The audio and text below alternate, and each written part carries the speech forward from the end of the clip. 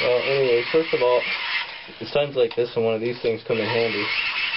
I generated, flashlight. A couple of years ago we had to replace our water pump, and we used to have an old-fashioned piston pump, and it was geared just right to the flow of our well, so that you could run it constantly and it would never run the well dry. But when we put in this new jet pump, it pumps water, significantly faster. And of course, with the drought we've been going through the last few days, my wife had to get out and water the garden, so she's doing her best with it. And I guess we were running some laundry as well, and I had just sort of, not really thought of it. I should have been checking it, but I come in the house and I can tell the difference right away with the pump, whether it's running dry or not. And it's run dry. Now there's still water in the pressure tank. Some of you are going to know actually what I'm talking about, and some of you won't even have a clue. I'll try and explain what I'm doing here. You never know, it might give some people some tips, but you live in the town or a city, you won't have this problem. If you're on town water, you'll never really run into this. But if you're in a, like a country or a small village or something, and you've got your own well or a shared well, you're going to have a water pump that will pump the water from the well into what's called a pressure tank. And that big steel thing over there, and if you'll pardon our dungeon here,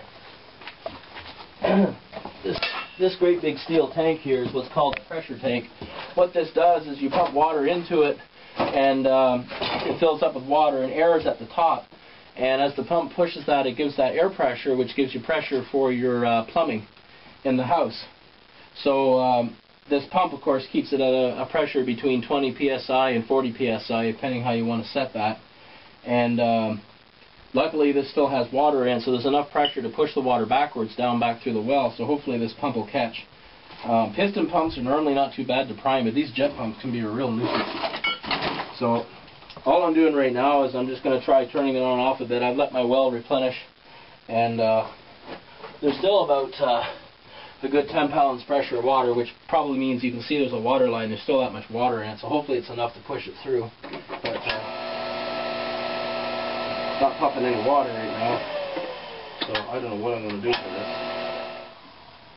You can hear water in there, but it's probably, once it runs it dry, it's really hard to get these stupid pumps. These jet pumps they're not too good at pumping air. The old piston pumps, they had seals in them, and they pretty well pump anything really. Like once you had some water inside the pump itself, it would draw anything up. But I'm just hoping this can catch. If it doesn't, then I'm going to end up getting my pliers and pulling the top off. Or there's another trick I can do if I can get down inside the well.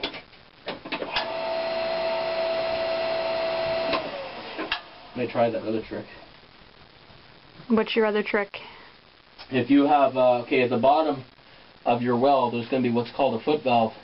And as this pump shuts off, the pressure pushes it back out. Now, if you didn't have a valve to stop the water from going out, this pump would be on and off all the time. So what you can do is, if there's probably, like there is here, there's a big airlock right now. The whole pipe going to the well is full of air, so it can't draw anything. There's air pressure in there, so what you can do is you take a little screwdriver, and I haven't actually done this on this one. A number of years ago in my cabin I did this quite frequently, as I ran dry all the time out of my cistern. But you can push that valve in, and it'll allow water to start coming backwards, and it'll push the air out and fill it with water. And once there's a significant amount of water, this thing should be able to draw it back up. The other way is, actually quite surprisingly, these dopes that put this pump in, simply because I didn't feel like taking 5 hours to wrench an old pump out, I hired them to do it, and they had me running back for water from the top. But actually there's a tool you can buy. They're probably expensive, but some plumbers will have them that actually suck. It's a suction tool, and it'll suck the water up through it to get that out. But these guys kept dumping water down the top, and eventually it will fill the line. But I'm thinking it's just got an air pressure lock in it. The only way to solve that is to shut this off, take this top off, because right now there'll be air pressure in it, and let the air pressure out, and then fill it with water from the top, and eventually it'll fill up from the bottom. But that takes quite a long time. So we'll see if I can't get in my well and try my trick.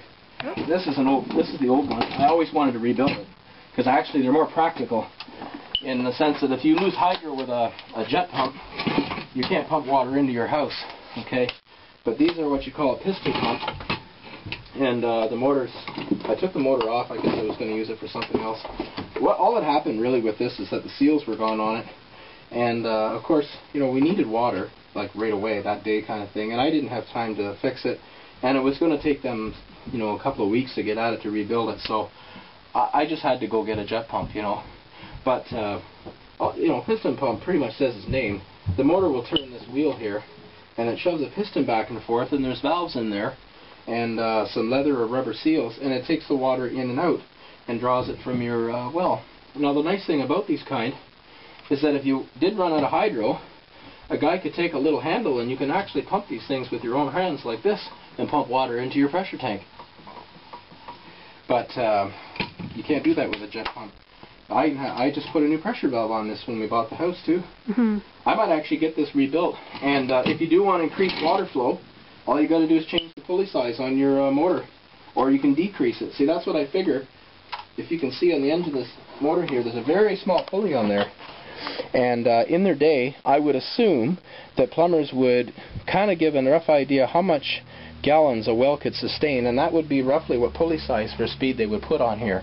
At least it would make sense to do it that way. If you had too fast, then this would pump too much water. So I noticed by the size of that pulley that it's so small that it used to only spin about maybe this fast. You know, that thing there, wow. So, there's a little lesson from amateur plumbing today. These are my redneck rubber boots. Couldn't find mine, so I think I threw them out because they had holes in them. So I decided to go with these old running shoes I had that had holes in them. And apparently the other ones are missing. They must have been good. So I must have a good pair of shoes and these pair of shoes, a work pair now, and a good pair. So I'm just going to go down and get soaked and have some fun. Maybe I'll have my bath down here. Okay. Yeah, we just need the rocks. I cemented them all in now, so they shouldn't cave in. We had a problem there a couple of years ago with the that's a cornstalk. That's not a screwdriver. That's a cornstalk. There. With the is that a crooked or a water strider? That's a crooked. Okay. I can't see. Anyways, and everybody thinks, oh, cricket, that's so gross. You know what? If you have a shallow well, you have the same thing. Doesn't matter. Everybody has stuff in their wells. Holy cow, this thing's deep. Cold. Alright, now, what I'm looking for, man, it fills up quick. Oh, no, it's got a screen on it. I can't do this one that way. Right. Yeah, I got it. I can't do that way on this one. The other one had ridges. Watch your head. Yeah, the other one had ridges on it. Okay, so that theory won't work. Why would that work, right? Okay, so... Can you take the screen off? No, you have to take the whole thing off. And probably that one was put on probably somewhere between 1950 and 1980, so... That's or not gonna come off. Maybe even older. Well, the well's probably from 1850. When the house was built. They had it hooked up to a hand pump. You could still see the plumbing downstairs. See, hand pumps, you wouldn't have this problem. No, I know. Wasn't American Idol on tonight? Yes. Oh, I'd much rather do this. What was I thinking? Well, my other alternative will be to save what water pressure is left in the tank, shut that valve off, assuming it is good for one more turn, and open the top off, let the air pressure out, if it doesn't fly off in my face when I take it off, and once the air pressure's out of it, then I can start pouring water down, and the water will drip down, the air bubble up, and we'll get her going.